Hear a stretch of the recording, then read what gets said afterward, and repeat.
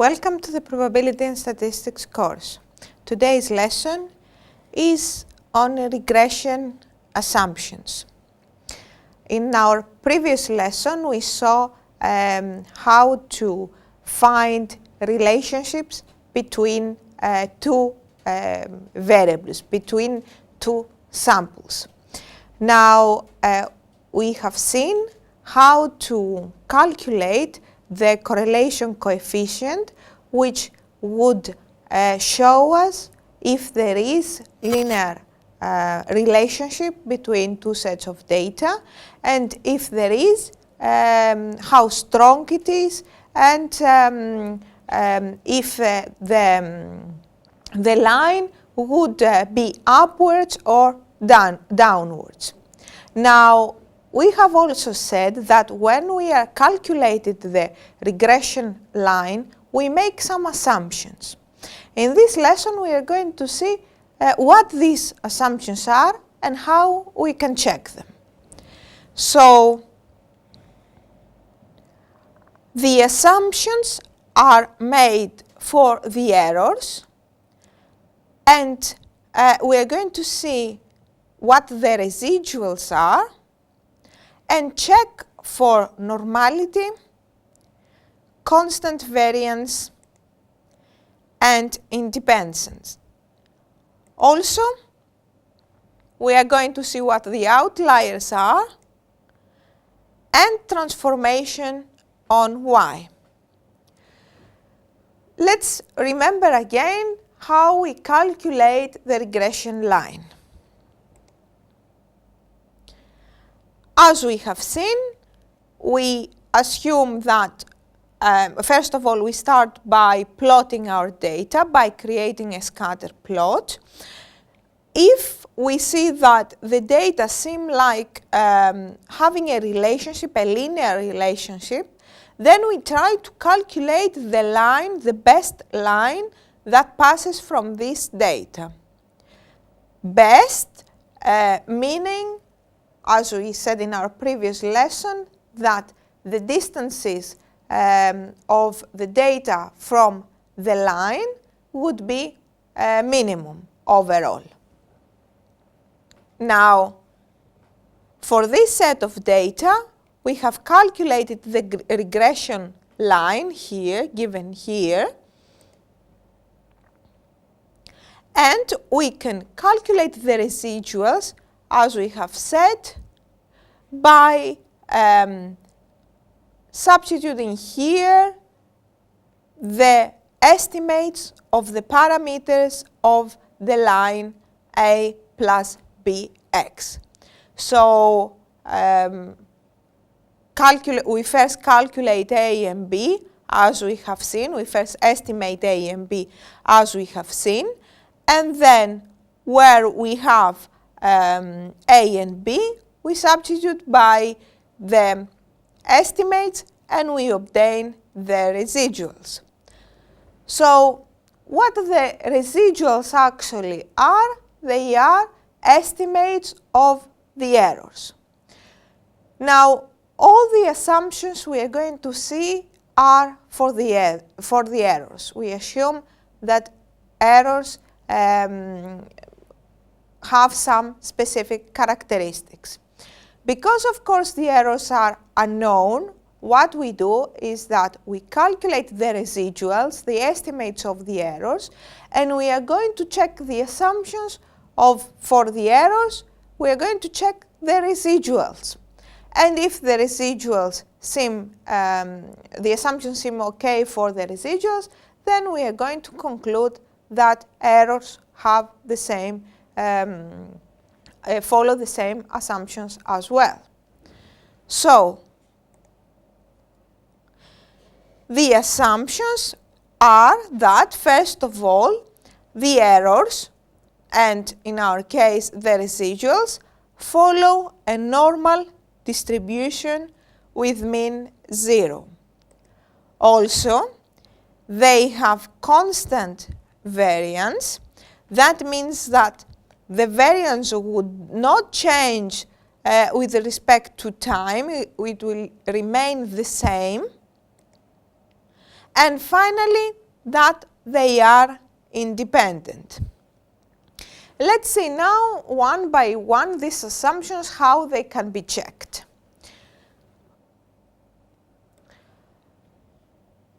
We can check the normal distribution if the errors follow a normal distribution by creating a histogram of the residuals. We have seen how to create a histogram, and we said that if we assume that the residuals come from a normal distribution, we should see here a nice normal distributed picture. We look here and we see that it's not that good, but not very bad as well. And actually, this is the case for histograms most of the times. Histograms cannot show a very clear picture if we have normal distribution or not, especially if the data are not a lot. And also, we have seen that anybody can choose different intervals in order to create histograms, and different intervals can create different pictures in some cases. So another way to check if the errors, if the residuals are following a normal distribution would be to create a normal probability plot of the residuals. Now, because all software programs create these plots, we are not going to see exactly how these are calculated. We're just going to say that if a plot like this is created, then if the data come from a normal distribution, we would expect to see a straight line. We would expect to see a picture. What we have, we would expect to see something like this. What we get to be close to a straight line that passes from point 0, 0. Let's have a look at our picture. For our data, we see that we could say that we have a straight line. Here we say that the picture is very close to a straight line. Here, although we haven't started from 0, 0, we can see that almost it passes from there. We can see that it actually satisfies what we have said. So we could say for this set of data that they come from a normal distribution. Now, the second thing to check, as we have said, is to check if they have constant variance. Now, to check for constant variance, we can make different plots. One can make all plots that we are going to see here, or can make only one of them. But they all are going to show, they should show exactly the same thing. But if we are not sure, if we see one plot and it's not clear if we are happy about the result or not, then we can create one of the other plots and make our conclusions based on the others. So the first plot we see here is the residuals versus the order of the data. Now, we can see here are the residuals, here is the observation order. This plot makes sense only if the data are in time order. when we collect data and we want to find if there is a relationship between two variables, they are not always ordered.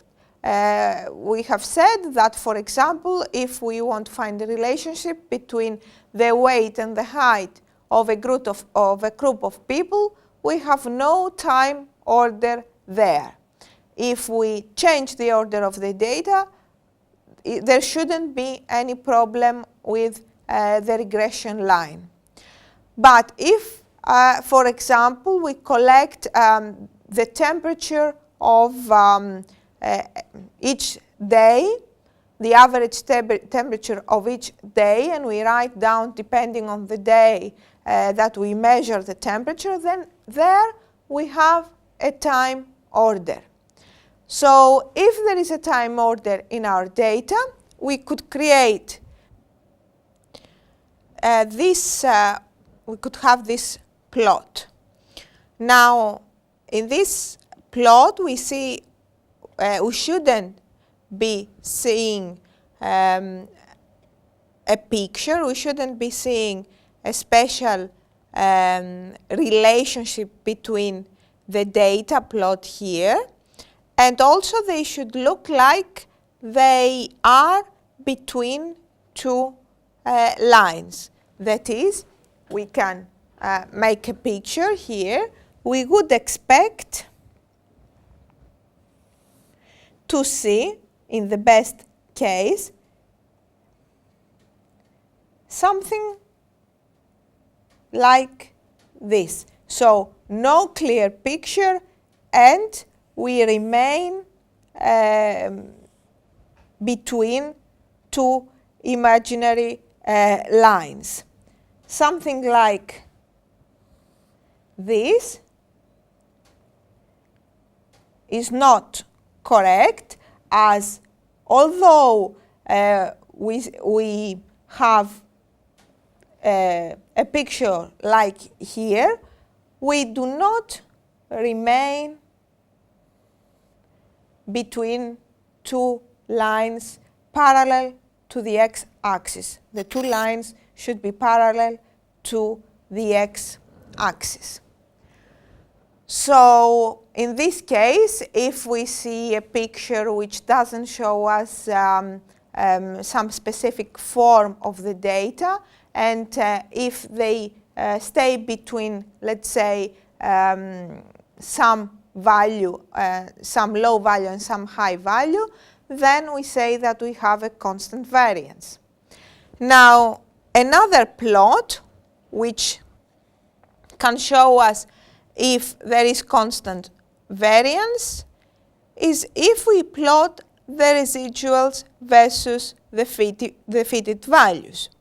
Again here, we should have a picture like we have described before. Like in this case, we see that if we have two imaginary lines parallel to x-axis, our data don't seem they seem to stay constant in between there, and so we can say that we have a constant variance. Now, from the three assumptions, we have seen how to check normal distribution with mean 0. The mean 0 is something that is always true. We are not actually checking this because of the way we have constructed our regression line. It can be shown that the residuals have always mean 0, so there is no need to check the second part. We only need to check the normal distribution, and that they have constant variance.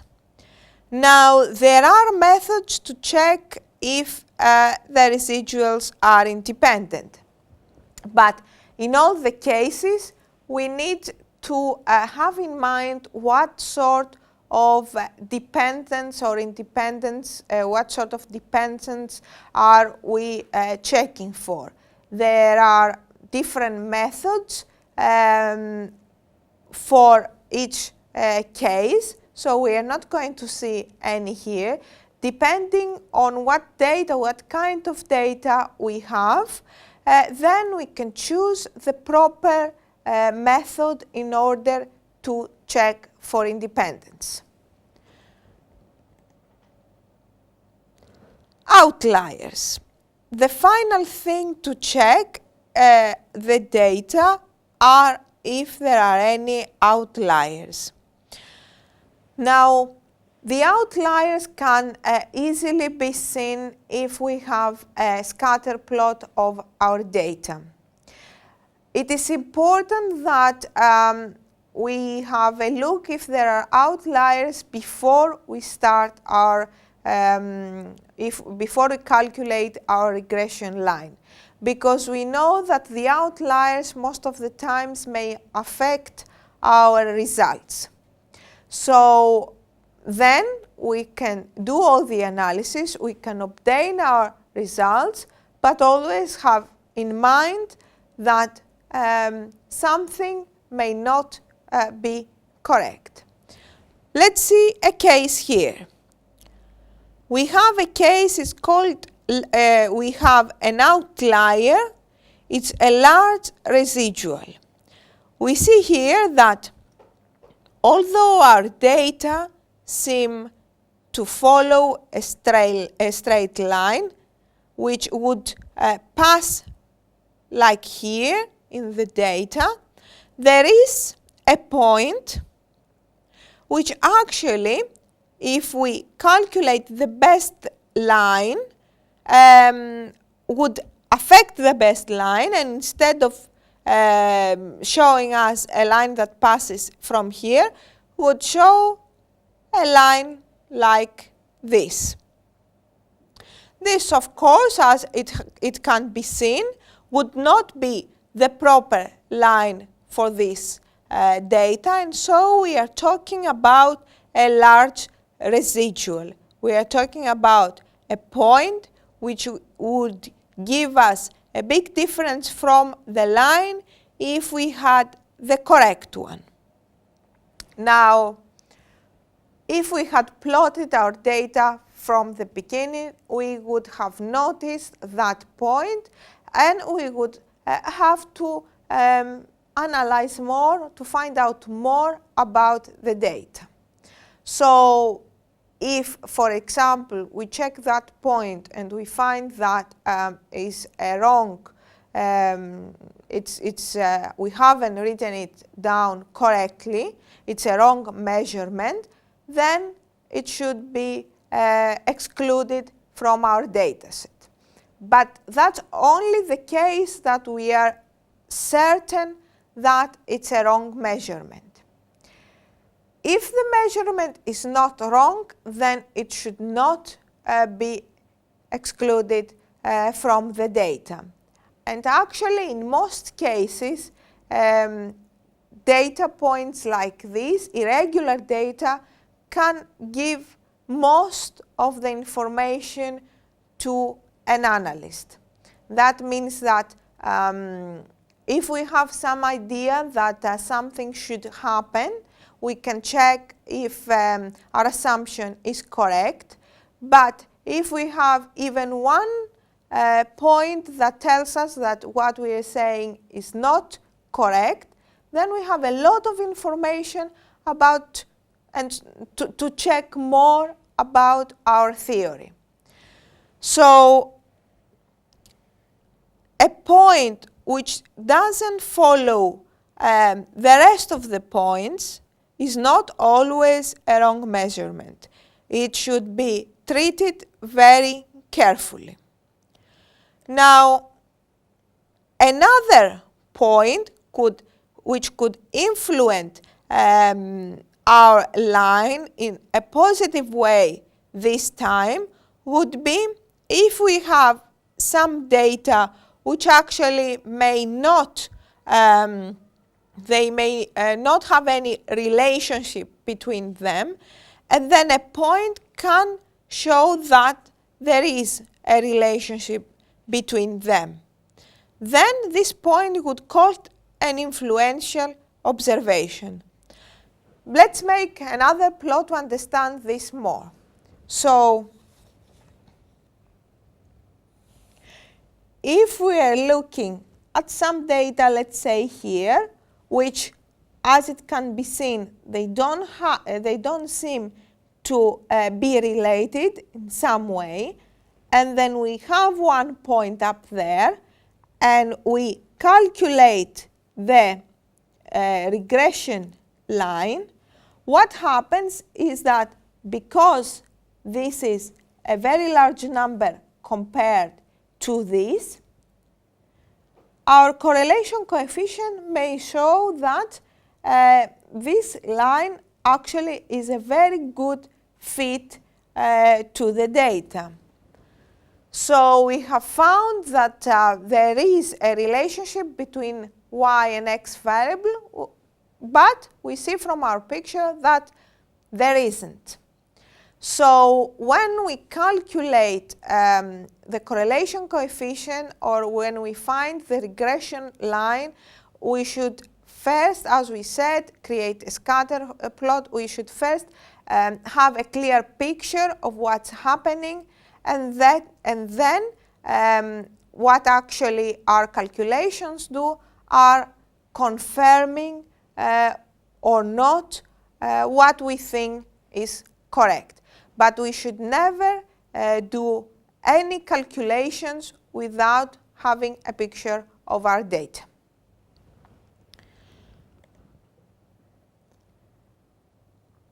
Now, we are going to see the non-linear relationship.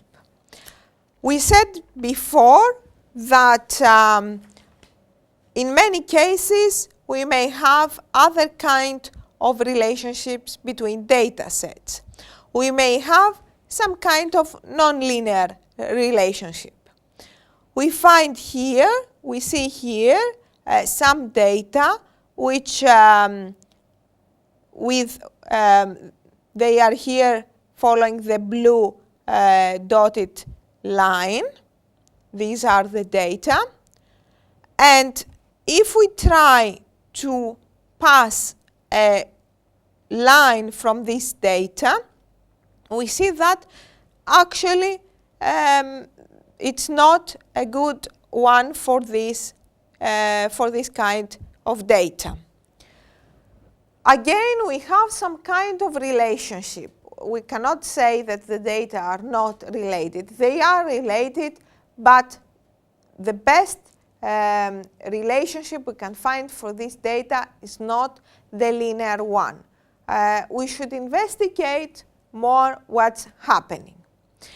So, although R squared, as our correlation coefficient is 87.7%, is quite large number, this line is not very good for this data.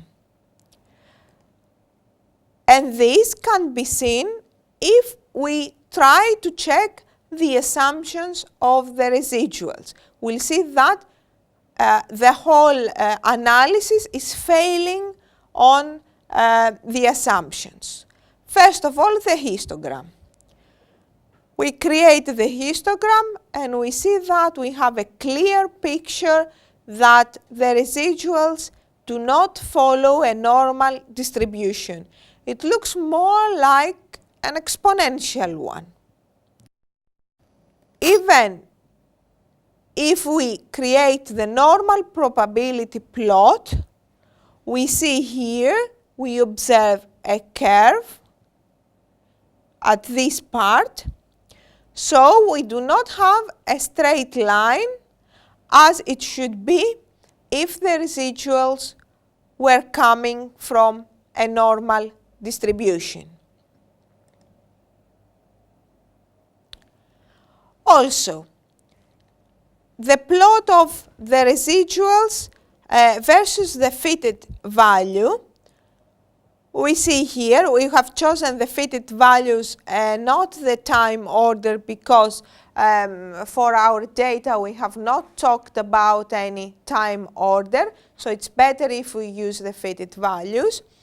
We've seen here actually we cannot talk about constant variance. We see here data line between there and then they go down and then up again. So variance doesn't seem to be constant. In cases like that, we can actually transform our data.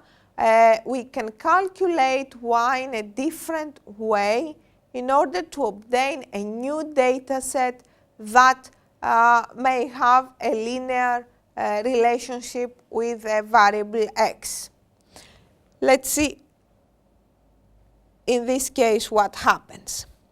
So, if we take the logarithm of y variable and we create a new variable y star, and then we plot y star versus x, we see that actually our data now are exactly on a line. So, although before we saw a nonlinear relationship, some kind of transformation on y may change things and may make our y dependent on x on a linear way. In this case, then, if we do the transformation, what we have is that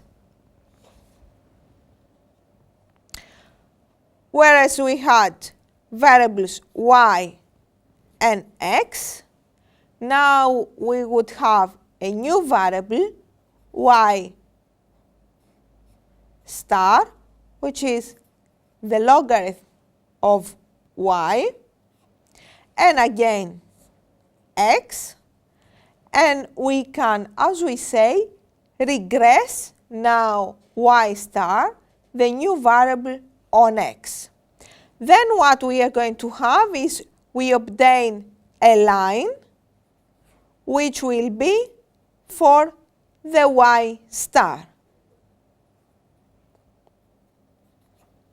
Now this will be an estimate of this, and going back solving this equation, having obtained this from this equation, we can actually obtain y hat.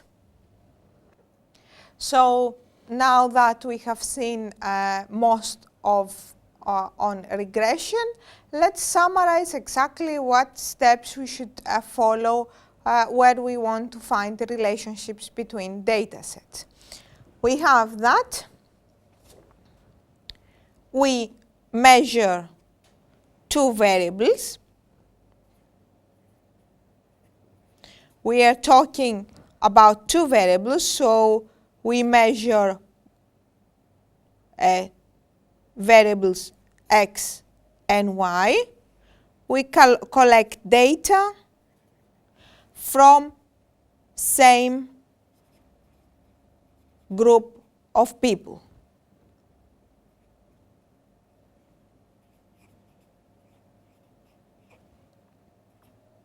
Same group, let's not say of people. From same group, we are measuring two characteristics, and we want to find if there is any relationship between x and y. Now we have, as we said, to make clear which variable is y and which variable is x. Y is the dependent one on x. X is considered as the independent. As we have said, in many cases this is not clear, and we have to decide on this depending on how we would later on like to use our regression line in order to predict one of the two variables with respect to the other. So after this, we would need to plot the data.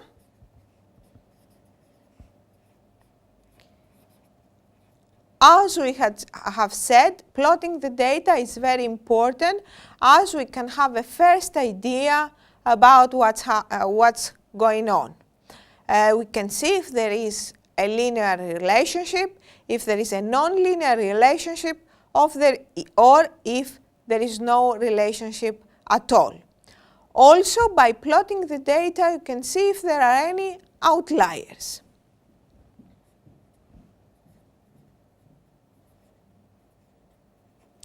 In case we have outliers, we would need to think more about why there are these points there. If there is a wrong measurement, then we remove the data that correspond to this outlier. If it's not, then we should take that point into account and think maybe about another kind of relationship if the linear one is not the correct. Now, if we have concluded that the data are linearly related, then we can calculate the regression line.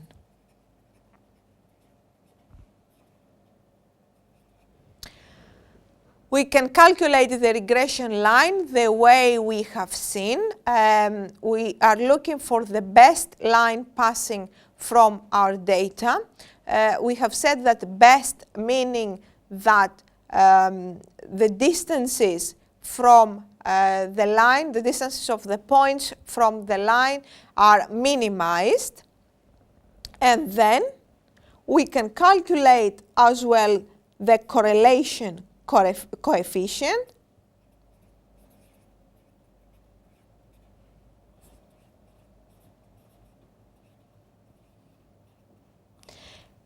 In order to see if it's close to 1 or minus 1 or close to 0.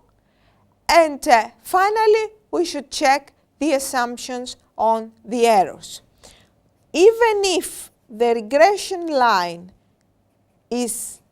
seems to be okay, even if the correlation coefficient is giving us a value close to 1, even if there are no outliers, a value close to 1 or minus 1. So even if all these are okay, we still would need to check the assumptions. The assumptions, remind here, is normally on the errors. All the assumptions are on the errors, that they are normally distributed.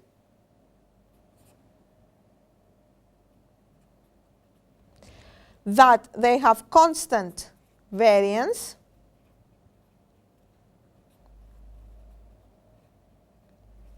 And also that they are independent.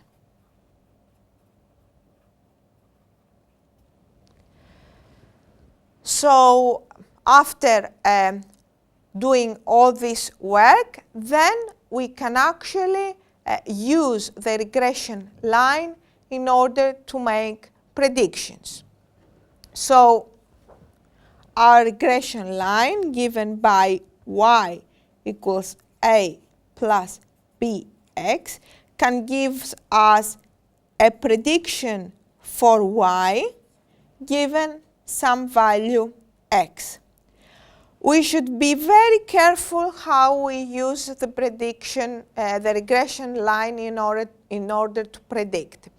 If we get out of the range of the data, then the line may not be correct. What this means is that when we assume that there is some kind of relationship between some data. So we assume that there is a line passing from this data. This is calculated for a range of data between, let's say, this value and this value, for x's between here and here. If we get out of this range and we try to use this line for, let's say, some data point, some x up there, we do not know if the data would follow the same pattern. We cannot know if it would be correct to use the line in order to predict for x up there. So we should be very careful when we use a regression line for predicting outside the range of x. Use regression line to predict only within range of x. We can have a picture of this if, for example, we had something like this, and we had, let's split this in two pictures. If, for example, we had collected data only here, we would actually have found this part of the line, and we would have assumed that our data are linearly related. But we see that when we get out of the range, the picture changes. So we can see why we cannot use our regression line outside the range of x. So what we have seen in this lesson is we checked about the assumptions for errors when we do linear regression. In order to check assumptions for errors, as we do not have the errors, we actually check the assumptions on the residuals. The assumptions are normality. We have seen normality, constant variance. The last one is independence. We haven't seen how to check for independence, but as we have said, there are different kinds of independence. It can be checked depending on the data we have. Finally, we have seen what outliers are and what effect can have in our regression line. And also in cases when we have nonlinear relationships, a transformation on y could create a new variable which with x could have a linear relationship. For more information on this lesson, you can visit the webpage of UNINETTUNO MED-NetU project.